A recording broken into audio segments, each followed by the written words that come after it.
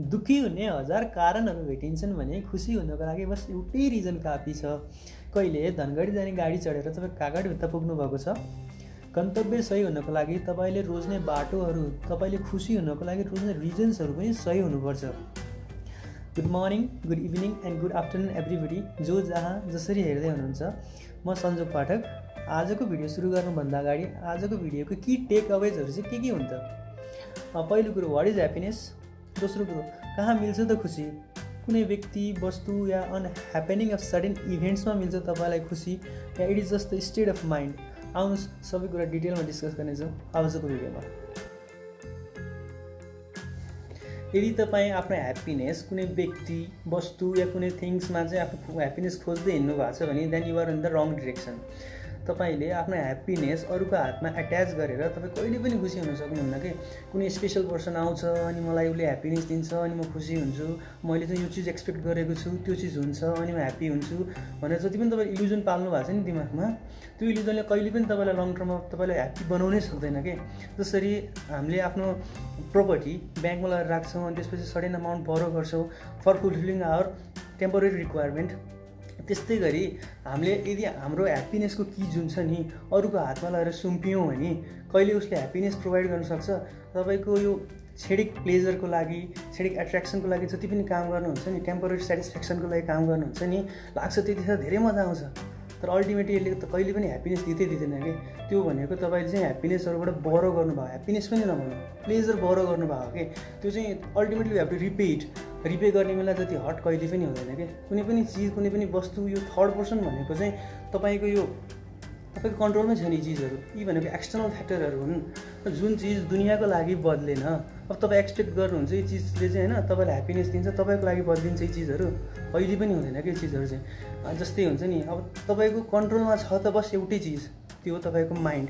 अब त्यसलाई तपाईँले कसरी चलाउनुहुन्छ त्यही हिसाबले चाहिँ तपाईँको ह्याप्पिनेस डिराइभ हुने हो कि।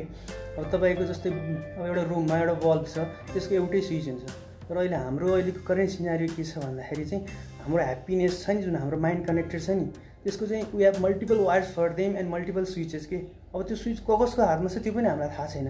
एउटा मान्छे आउँछ, अन गरिदिन्छ, खुसी हुनुहुन्छ, अफ गरिदिन्छ, मुड अफ भयो, त्यस्तो हिसाबले कहिले पनि चल्दैन। You should have only one switch and that should be in your control to be happy. कति मान्छेहरूलाई चाहिँ लाग्छ कि जुन पनि पेनबाट होइन, जुन पनि ट्रबलबाट ऊ गो थ्रु गरिरहेको हुन्छ नि, त्यो चाहिँ उसलाई मात्रै परेको जस्तो। अब कति मान्छेहरूले भन्छन् कि म कति पेनमा छु तँलाई थाहा छैन, त मेरो ठाउँमा भएको भए तैँले तँलाई थाहा हुन्थ्यो, यो ठाउँमा मलाई राखेर हेर भन्छ नि। यस्तो मान्छेहरूलाई चाहिँ म एउटै रिप्लाई दिन चाहन्छु कि इट वाज योर डिसिजन। यो चाहिँ तिम्रो डिसिजन हो भने तिमी आफैले ब्याकअप गर्नुपर्छ कि त्यो डिसिजनलाई। अब कि त खोलामा हाम फाल्नै हुन्थेन, म केही गर्छु भने खोलामा हाम फालिसकेपछि कोही आएर मलाई बोटमा बचाउला भनेर सोच्नु पनि हुँदैन कि। You have to keep on swimming. आफ्नो डिसिजन हो, आफैले पुरा गर्नुपर्छ। कसैको वेट गरेर बस्दाखेरि हेल्प त तिमीले पाउन सक्छौ, तर त्यो हेल्प ढिलो भइसक्न सक्छ कि त्यो हेल्प पाउँदाखेरि तिमी डुबी पनि सक्न सक्छौ। सो लाइफ जिउने चाहिँ दुईवटा तरिका हुन्छ कि, दुईवटा अप्रोच हुन्छ। एउटा हुन्छ इल्युजनरी अप्रोच, अर्को हुन्छ रियालिटी अप्रोच। म एकदम डिप कुरा गर्दैछु है, बुझ्ने कोसिस गर्नुहोस्।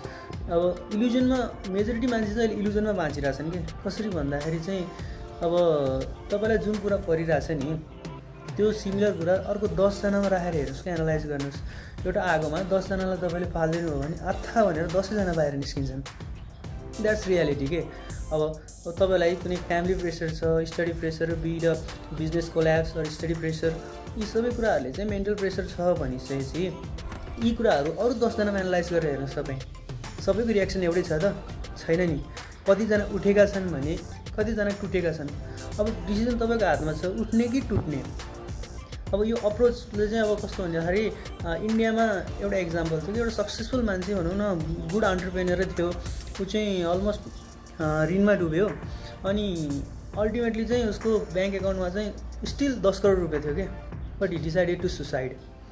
अब त्यही अप्रोच हाम्रो जीवनमा भएको भए, हाम्रो ब्याङ्क एकाउन्टमा 10 करोड भएको भए तपाईँले सुसाइड गर्नुहुन्थ्यो? सोच्नु पनि हुन्थेन नि। त्यो मान्छे चाहिँ इल्युजनमा बाँच्यो र त्यसैलाई आफ्नो रियालिटी मान्यो कि। ह्याप्पिनेस चाहिँ उसले खोजेन। ह्याप्पिनेस, अल्टिमेट ह्याप्पिनेस के हो भने उसलाई थाहै छैन। ऊ चाहिँ आफ्नो इल्युजनलाई नै रियालिटी मानेर जिरहेछ कि। यस्तो आफ्नो ह्याप्पिनेस अरू कुनै चिज या कुनै वस्तु अरू कुनै पर्सनमा अट्याच गर्नुहुन्छ भने you will never be happy. तर यसको मतलब चाहिँ यो होइन कि तपाईँले चाहिँ आफूलाई सबै चिजबाट आइसोलेट गर्नुपर्छ, जस्तै कोही व्यक्तिसँग कनेक्टेडै हुनु हुँदैन, कुनै चिजसँग कनेक्टेडै हुनु हुँदैन होइन। But be very specific while making decision and while making choices in our life, because life is a basket, and when you keep on putting things that gives positive vibes, then life will ultimately start changing good vibes को लागि चाहिँ good things नै तिमीले त्यो बास्केटमा हाल्नुपर्छ। अब कुनै सम्बन्ध तिमीले बचाउनको लागि तिमी हदसम्म झुक्न सक्छौ के। यदि तिमी झुकेर कुनै सम्बन्ध बच्छ भने then it's very good ना, but not below your self respect and not more than what he or she deserves के। त्यति हदसम्म दिनु पनि हुँदैन जहाँ तिम्रो आत्मसम्मानले नै ठाउँ छोडोस्, र त्यति उसले डिजर्भ गर्ने भन्दा माथि पनि दिनु पर्दैन। सो म भन्छु कि जीवनमा चाहिँ 4 किसिमको व्यक्तिहरूबाट चाहिँ टाढै बस्नु। पहिलो जो चाहिँ होइन, जससँग कुरा गर्नको लागि तिमी आफ्नो टाइम फ्री गरिरहेको हुन्छौ र उसले चाहिँ तिमीलाई चाहिँ फ्री टाइममा मात्रै सम्झिरहेको हुन्छ। देयर इज ह्युज डिफ्रेन्स न। तिमी चाहिँ फ्री टाइममा, ऊ चाहिँ फ्री टाइममा मात्रै तिमीलाई सम्झिरहेको हुन्छ, तिमी चाहिँ आफ्नो टाइम भ्यालुएबल टाइम फ्री गरेर उसँग बोल्न खोजिरहेको हुन्छौ। यस्तो मान्छेहरूसँग चाहिँ डिस्टेन्स मेन्टेन गर्नुपर्छ कि, धेरै टाढा पनि होइन धेरै नजिक पनि होइन कि, एउटा लेभल मेन्टेन गर्नुपर्छ। अनि अर्को हुन्छ चाहिँ काम पर्दा मात्रै सम्झिने, ओइ के छ यार एउटा काम थियो भनेर भन्छ, पहिला काम भ्याएर आइज नि कुरा गरौँला भन्ने सिम्पल रिप्लाई। अनि अर्को थर्ड टाइपको पर्सन कस्तो हुन्छ भन्दाखेरि चाहिँ काम चाहिँ नगर्ने तर मलाई सक्सेस मिलेन भन्ने के, त्यो नखाइकन मोटाउन मन लाग्यो भन्ने खाले मान्छे के। नखाइकन मोटाउनु एउटै सोल्युसन छ, गेट प्रेग्नेन्ट। आजको भिडियोमा यति भन्दै बिदा हुन चाहन्छु। Hoping to be continued on the days to come. अब अर्को भिडियोमा चाहिँ हामी ड्रिम इन्फाइनाइट पोसिबिलिटिज भन्ने टपिक लिएर आउनेछौँ। तबसम्मको लागि गुड बाई।